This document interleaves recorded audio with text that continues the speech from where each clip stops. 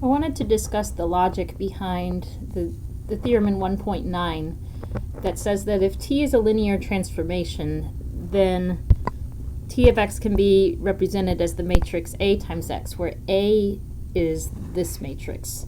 So we form the columns of the matrix A by performing the transformation t on first E1, and that gives us column 1 of the matrix, column 1 of A.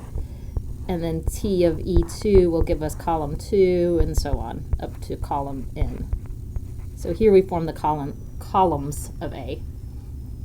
Now the way this happens is, if you picture the transformation t of x, we could write x as it's some vector in Rn.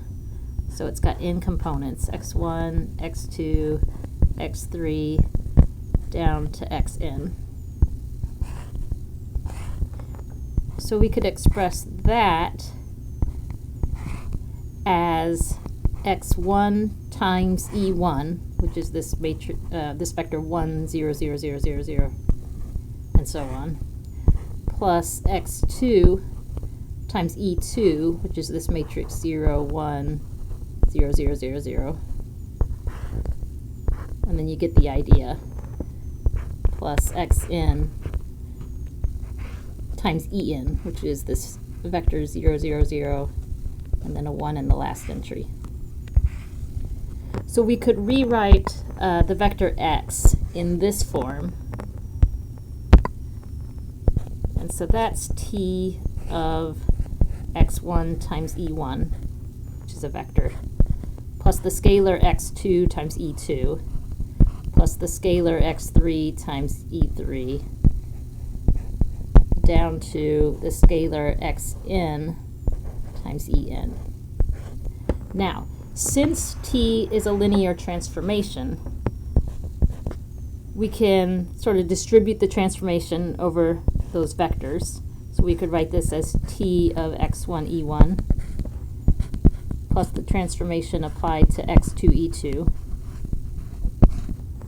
And I'm going to skip the E3 down to the transformation of xn En.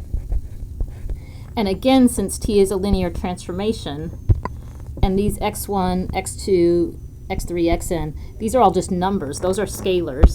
So we can pull that out. That's another of those two properties of linear transformations. So we have the transformation now written in this form.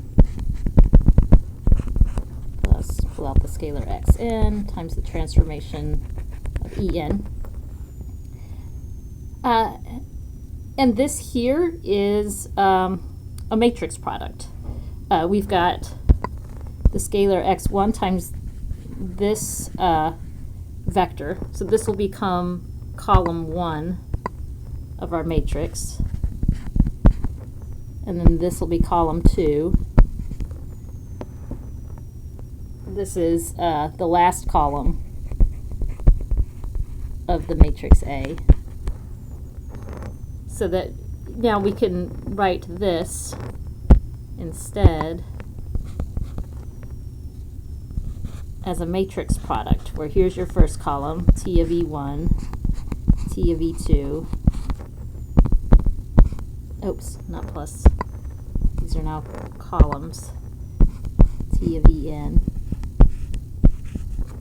times the vector x1, x2, x3, down, I'm sorry, I'm running out of room, xn.